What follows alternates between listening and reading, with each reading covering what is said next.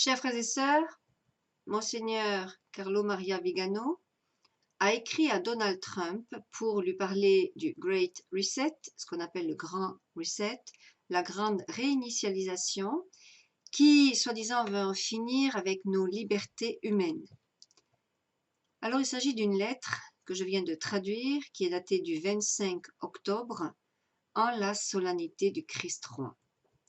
Et je vais vous lire ce que j'ai traduit. Monsieur le Président, permettez-moi de m'adresser à vous en cette heure où le sort du monde entier est menacé par une conspiration mondiale contre Dieu et l'humanité.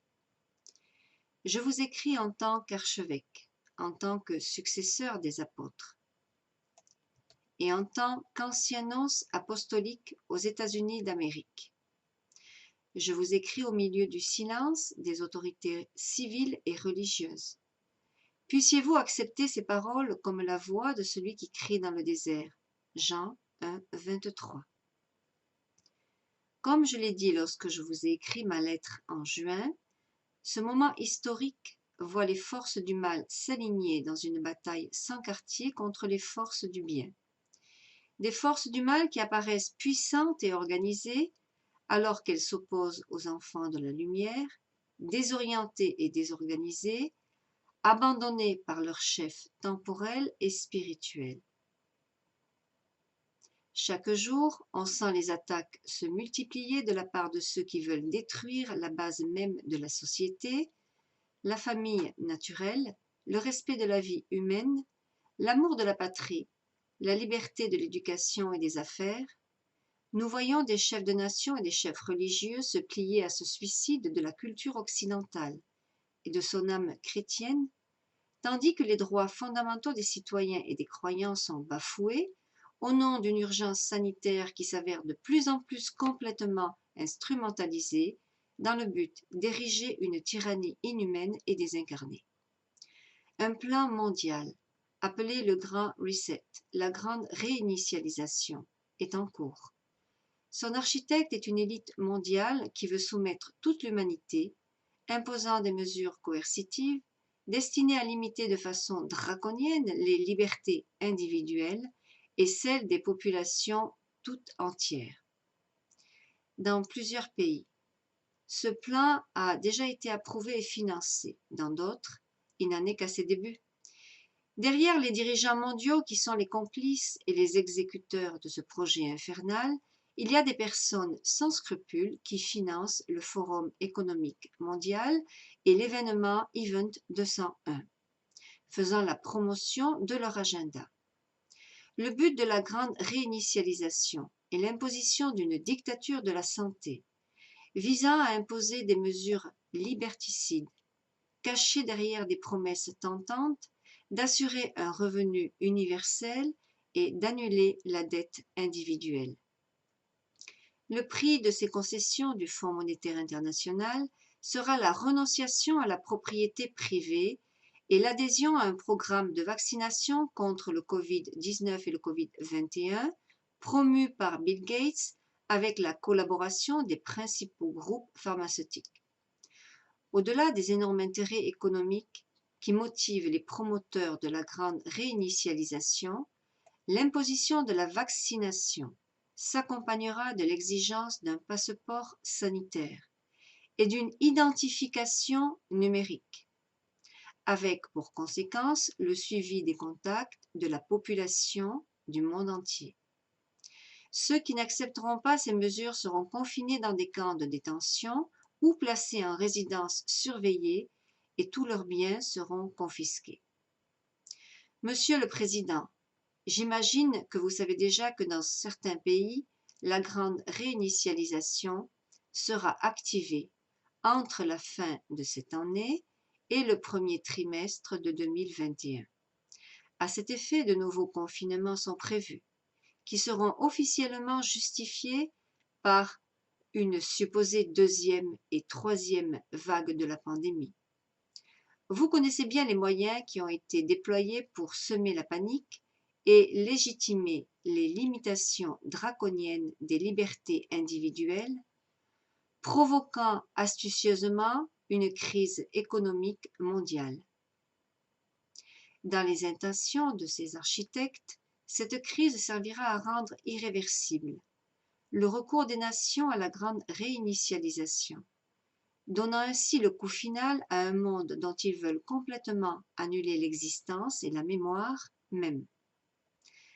Mais ce monde, Monsieur le Président, comprend les gens, les affections, les institutions, la foi, la culture, les traditions et les idéaux des gens et des valeurs qui n'agissent pas comme des automates, qui n'obéissent pas comme des machines, parce qu'ils sont dotés d'une âme et d'un cœur, parce qu'ils sont liés par un lien spirituel qui puise sa force d'en haut, de ce Dieu que nos adversaires veulent défier, tout comme Lucifer l'a fait au début des temps avec son nom Serviam, je ne servirai pas.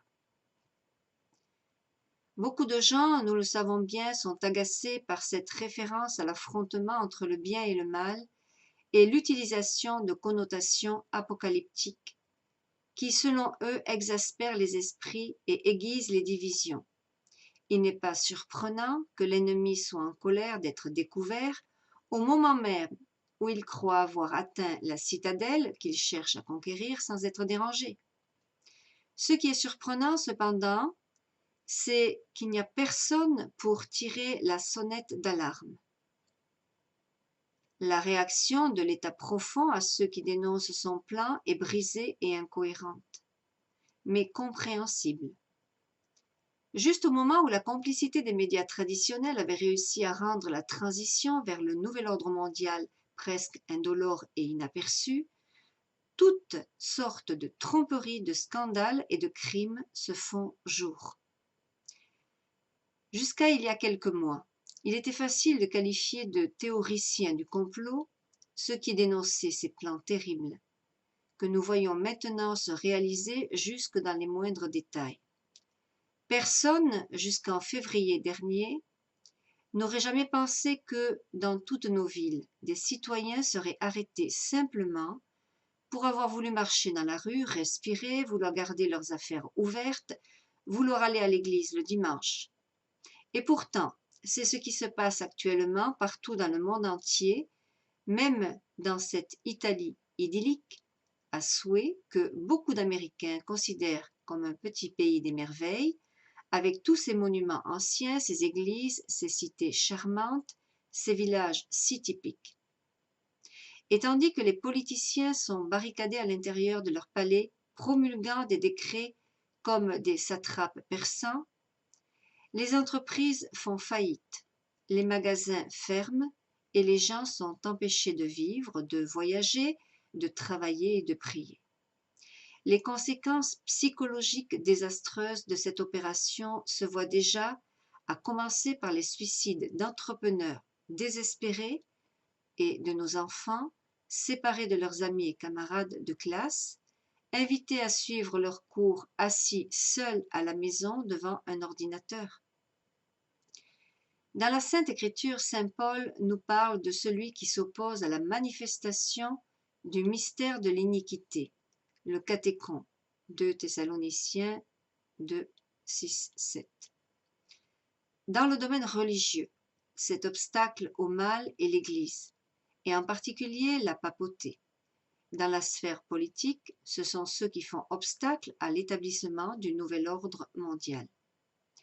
Comme il est clair maintenant, celui qui occupe la chaire de Pierre a trahi son rôle dès le début pour défendre et promouvoir l'idéologie mondialiste en soutenant l'agenda de l'Église profonde qu'il a choisi dans ses rangs.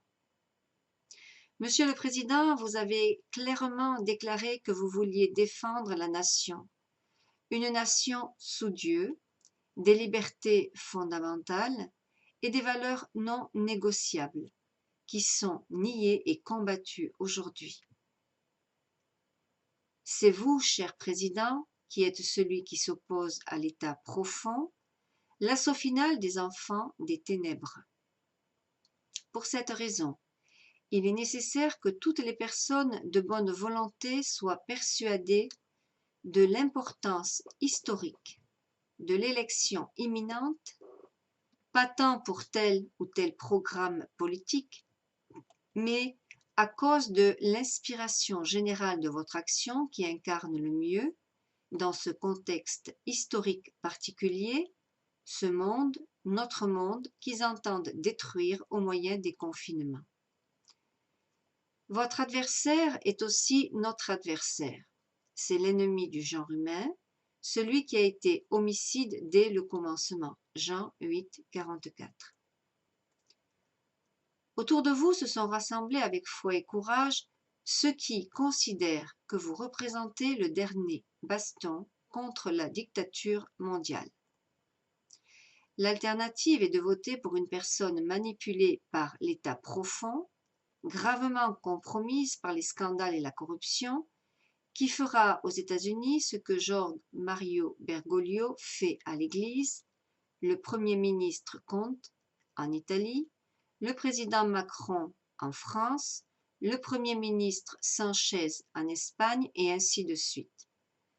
La nature indisponible de Joe Biden, tout comme celle des prélats du cercle magique du Vatican, l'exposera à être utilisé sans scrupule, permettant à des pouvoirs illégitimes d'interférer à la fois dans la politique intérieure et dans les équilibres internationaux.